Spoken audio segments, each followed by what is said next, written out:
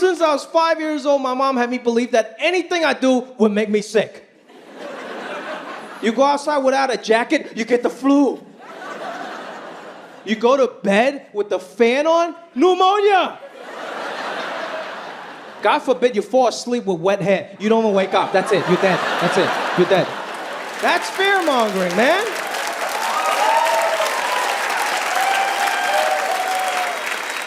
I'm not scared of anything anymore. I don't think I have any fear anymore. I used to watch that show, Fear Factor. You guys remember that show? Yeah, Joe Rogan hosted Fear Factor to make you face your fears, like jump off a helicopter, eat crazy shit like pig intestines and century egg. I ate that shit for breakfast. This is nothing to me. Fear is not a factor. When I was like 10 years old, little boy, I was very scared because there was this one kid, pretty sad story. In my class, he had childhood leukemia. And then he lost all his hair to chemo and everything, looking real frail. And I was really scared. I was like, oh my God, is he gonna be okay? And my mom, she's a great mother. She saw how scared I was. So she came up to console me. She was like, Jimmy, you see, this is what happens when you play too much video games.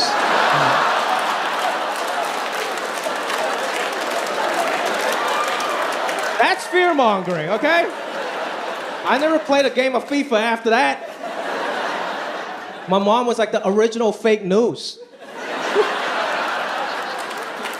Good to see everyone here, man. I think collectively as people, we all been through a lot in the last few years, man. You know? And we made it out. We made it out. We're better for it, you know? I feel like I mentally aged like 20 years. Like the first day I walked outside, for some reason, I just walked out like an old Chinese man. I just came out of my house like this.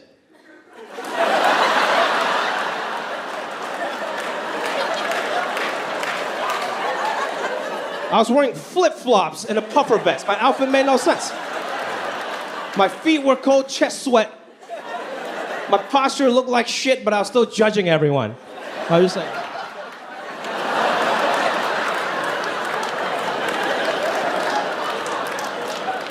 I'm an old man now. I don't even like going outside anymore.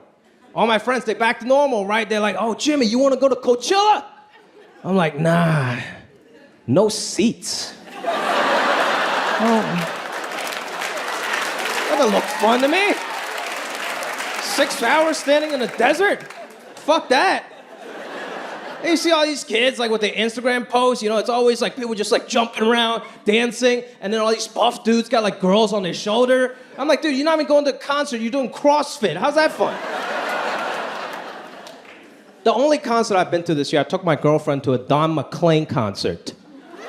Yeah, you guys know who that is? Yeah, a couple people, thank you. Don McLean, for you guys that don't know, sang the song Bye Bye Miss American Pie. Yeah, he's old as shit, dude. He's 77 years old, and so was his audience. It was my favorite concert I've ever been to. On a ticket, it says the show started at 8, started at 7:59.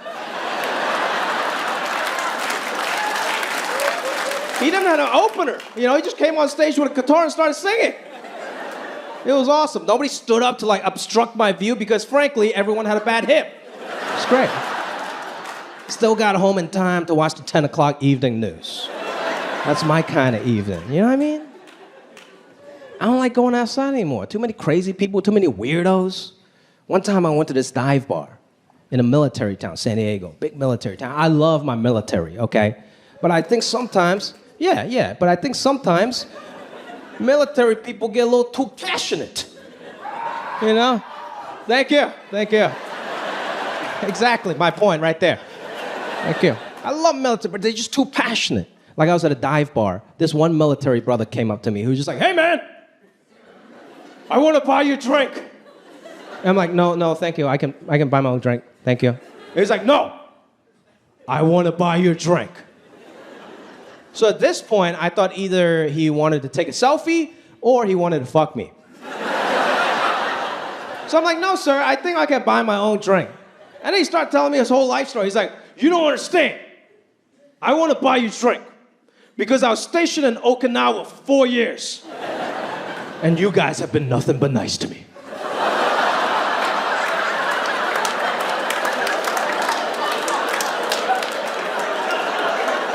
I'm like, you guys? Okinawa's in Japan, I'm Chinese, sir. And he's like, it doesn't matter, man, it doesn't even matter. I'm like, sir, I think it does matter, right? I'm pretty sure the only reason you were stationed in Japan was to keep an eye out on Chinese people like me. It does matter. He was like, it doesn't even matter, man. I still love pad thai, okay? Maybe that guy run into BTS on his next tour, who knows? My point of saying all of this is Asian people, we don't all look alike. We don't all sound alike. You know, we don't even do anything alike. We're just people, you know? Right? Like everybody's different. Thank you, white lady. Thank you. Thank you, one white lady. Appreciate it. Thank you. She teaches magna school down the street. A lot of Asian students.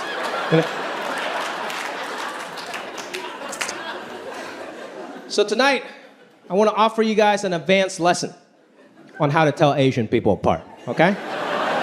Yeah, that's right. I'm so good at telling Asian people apart, I don't even need to look at you. I can tell you what kind of Asian somebody is by the sound they make when they're disappointed. Because disappointment is our strongest emotion. Whenever we get disappointed, our ancestor just comes out, and you can't hide that, you know? Like, for example, I'm Chinese. I know Chinese people very well, okay? When Chinese people get disappointed, we're just disgusted. We don't even want to look at you. When you disappoint a Chinese person, they're just like, oh, you, shh. Like they just walked into a smoky room and they gotta clear it, just like, shh. See, that's Chinese people. Japanese people, when Japanese people get disappointed, they just wanna know why. They ask you a question. When a Japanese person gets disappointed, they're just like, eh? Eh? And that's it. You didn't go disappoint a Korean person. I wouldn't recommend that. This Korean brother might fuck you up, okay? Korean people are intense, they're ready to fight. But they're my favorite type of people because they're very emotionally honest. A Korean person will let you know when they're disappointed. They're real guttural with it, you know what I mean? When you disappoint a Korean person, they're like, woo! Shiba! But they're still very Asian, so they're still real polite. They'll thank you with that. And they're like, oi, shiba입니다. I don't even speak Korean. But I watch Squid Games. You know what I mean? Love that show. See, that's great representation. #1 TV show in the world, man. And they just spoke their native tongue. That's representation right there, man. I'm proud of it. I'm proud of it. That's right. That's right. But I love helping people. I love the concept of donating money. I just can't do it. I want to, but my mom wouldn't let me. Every time I even just think about donating money, she comes out of nowhere. She's like, who are you donating to? I'm like, Mom, I don't know, like Save the Children Foundation? She's like, you don't even know those children. Children can be horrible. Okay, fine, Mom, I'll donate to help the hospitals, like feedahospital.com, to help out all the nurses and doctors. And she was like, okay, Jimmy, okay. The doctors make more money than you. They should donate to you, okay? I make a website at feedacomedian.com right now. She just guilt trips me, you know? You donate to anyone, you donate to me. I give a birth to you, okay? Can you imagine I'm on Family Feud? Steve's like, Jimmy, what charity are you playing for? Feedacomedian.com. All proceeds go to my mom. My mom's so tight with my money, she wouldn't even let me buy her something nice. For her last birthday, I bought her a nice iPad, brand new iPad. I thought I was a good Asian son, right? And my mom's like, oh no, it's too expensive. I'm like, Mom, it's okay, we can afford it. Just enjoy the iPad. She was like, no, Jimmy, please return it. Return it and just give me the cash.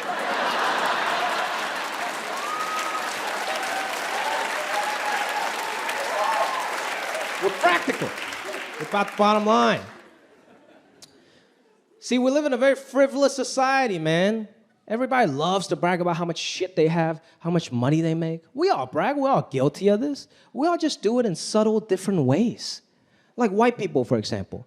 White people never brag about how much money they got. They always just brag about how expensive their life is. Like, oh, Joey just started private school. It's so expensive. And our remodel is totally going over budget.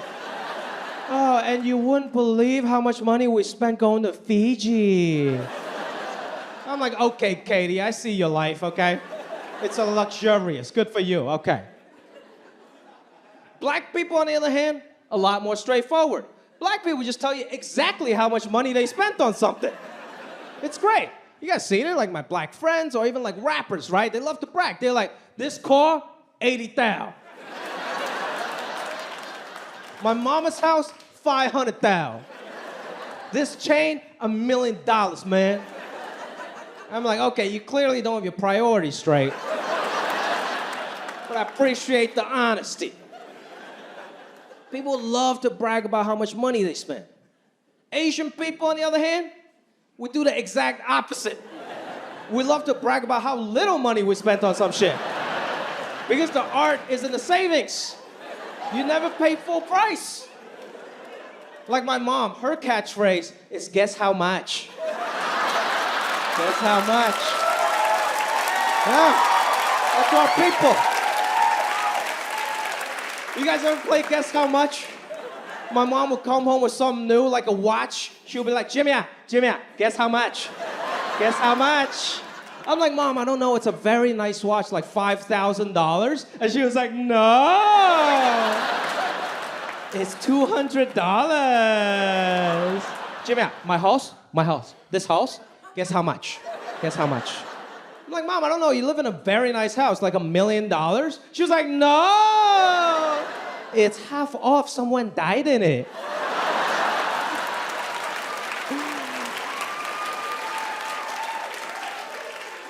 And if you know the rules of the game, you always guess high. So you make the other person feel good about their purchases. Never guess too low. If you ever guess too low, that's the ultimate insult to an Asian person, okay? One time my mom came home with some new shoes. I guessed too low. I've never seen her so disappointed in me. She was like, Jimmy, guess how much? Guess how much? I'm like, Mom, I don't know, very nice shoes, like $200. She was like, oh, you.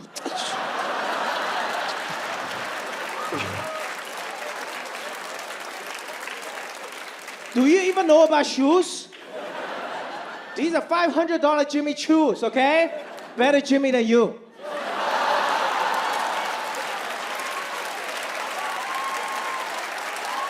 That's how we brag, people. You gotta love it, man. I used to be embarrassed about all these things. I thought my mom was cheap. She spoke with an accent. She made me Chinese food.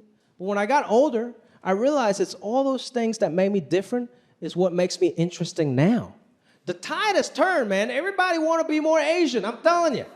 Yeah, that's right. Everybody want to be BTS. Everybody want to eat Xiaolong Bao. And every parent I know is trying to send their kid to Chinese immersion school. Just in case we take over this shit, you know what I mean? Gotta be proud, man. You gotta be proud of how you grew up. Gotta be proud of your parents, right? I'm a good Asian kid. I'm great to my parents. I'll never, ever disrespect them in front of them. You know what I mean? I want to give you guys a quick update on my dad. Yeah. Richard Oyang, yeah, the superstar of the family. Yeah. I talked about him in my last special. He became an actor, right? Yeah. Not because he loves the art. It's because it's so easy. You can do it. I can. But now he's doing great. He's very successful, okay? He got his whole life turned around. He got out of retirement. He's a full-time actor now. And now he wants to be an influencer. He just started his own IG account, which is just a nightmare. Because old people, I feel like they mean well, okay? Like my dad, he means well, but he just doesn't know how it works. Like his first post on Instagram was a very nice post. A beautiful picture of the sky, palm trees, birds flying by. I'm like, oh, this is nice. And I scrolled down to the caption, and he wrote, all lives matter. I'm like, Dad, what the fuck, man? Like, you don't even know what that means. Why would you write that? It was like, I know, my life will matter, your life will matter, the person's life will matter, okay? All life will matter. I'm like, that is not what it means. I made him put his account on private, okay? Just like a good tiger parent would. Because we know the rules, like young people, we see through the scams of Instagram, right? Like, for example, I follow Sports Center. I understand the first 100 comments are all bots. They're all fake, right? Because there's always some IG booty model saying some stupid shit like, I want something long and hard. I'm like, this is obviously a scam. So one time I clicked on it. Just to see what's going on, you know what I mean? Research, I just want to see it. I just want to get to the bottom of it. So I clicked on it. I was like, oh, this is obviously a scam. It's this girl. She's following 7,000 people, but she only has one follower. And I clicked on one follower. It was my dad. Man, I didn't play basketball, football. I grew up playing ping pong. Competitively. That was a serious national sport back home, man. You know, I didn't go to any like fun summer camp, space camp. My dad sent me to a ping pong training camp in Guangzhou, China. I almost died. It was 100 kids competing for one spot on the national team. It was basically Fortnite with ping pong paddles. We took that seriously though. My dad would take me to every practice, every tournament game, and he always tried to give me a pep talk before every game. But you know, Asian parents, they're way too honest. So every pep talk just turned into an insult. Like he'll come up to me and be like, Jimmy, you're going to play well, okay? Even though you're slow, even though you're weak, and you suck. And then he would just walk away.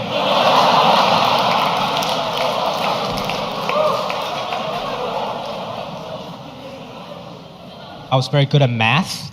That's a big Asian stereotype. I think there's some truth to that, not because of some weird genetic thing, just because our parents care so much more about mathematics and academics, right? You guys seen it? You guys seen those like Kumon learning centers in those strip malls, right? Right? Kumon learning centers, for you guys that don't know, are basically detention camps for young Asian children. You can tell that place is kind of f***ed up by the look of its logo. Because it's supposed to be a smiley face, but it's not really smiling. It's just like, man.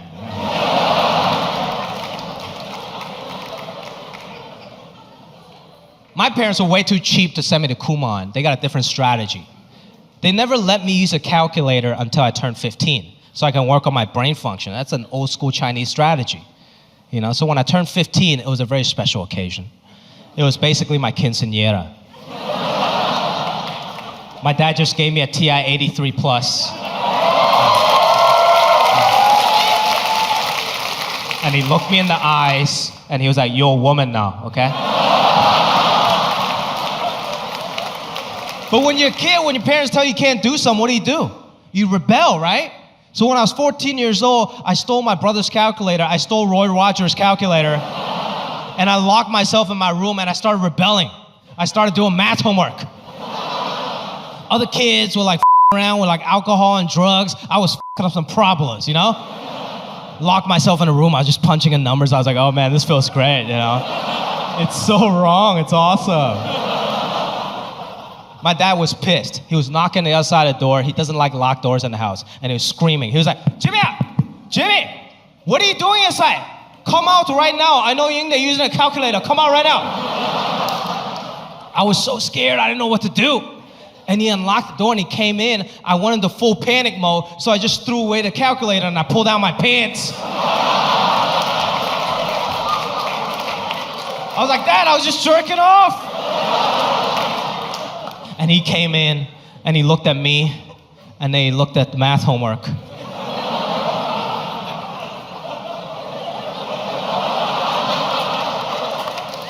And he was like, good, very good. Very good. Very good. You must have really like a mask. That's good. That's good. Keep it up. Because there's nothing that'll make your Asian father more proud than to see his son jerk off to his math homework. But my mom had bought me gym shorts that was my exact size and extra small. So that wasn't very cool because it came down mid-thigh. And apparently back in the day that was called a John Stockton. And the same kid next to me, that bully next to me, he's like, hey, look at it. Hey, don't wear your pants like that. Pull your pants down, man. Pull your pants down. And I was like, who's the gay one now? But I didn't know what to do. Everybody was looking at me, and this kid kept saying, pull your pants down. So I was like, oh, I've seen Shawshank Redemption. Maybe it's just how it works in America. So I start pulling down my shorts all the way down to my knees, all the way down to my ankle. And the same kid, the bully next to me, is like, hey, what are you doing? Don't pull them down all the way. That's gay. And I'm like, what is not gay in this country? And apparently this other kid next to me is like, hey, don't pull them down all the way. Just sag them a little bit. Just sag your pants. And I didn't know what sagging your pants meant. Apparently that's a cool hip hop thing, to pull your pants down halfway down your butt. So you show everybody your And apparently that's the only not gay way to wear your pants in America. I had no idea. All these weird American things I wasn't used to. Eventually, I learned how to speak English by watching a lot of TV, mainly BET Rap City. Because that was my I want to be cool, and nothing cooler than BET Rap City, right? Every music video was a slice of somebody's American dream. The first music video I saw was Jay-Z's Big Pimpin'. You guys remember that? Jay-Z's Big Pimpin' was the greatest music video of all time. It's Jay-Z and his boys on a yacht pouring champagne on this beautiful woman's face for like 4 minutes. I was like, this is America? It's amazing. That's all I wanted to do. Like before I even wanted to get into stand-up, that's all I wanted to do. I want to be a rapper. I want to be like Jay-Z and Big Pimpin'. So I started my own rap group in high school. It's a true story. It was me, my black friend Julian, and my other friend Yuji, who was half black and half Japanese. So we had perfectly 1.5 black dudes and 1.5 Asian dudes. And we called ourselves the Yellow Panthers. I know. I wish I was making this up, but I'm not. The Yellow Panthers was a real rap group. And we had a real rap song. It was called Underground Railroad Builder.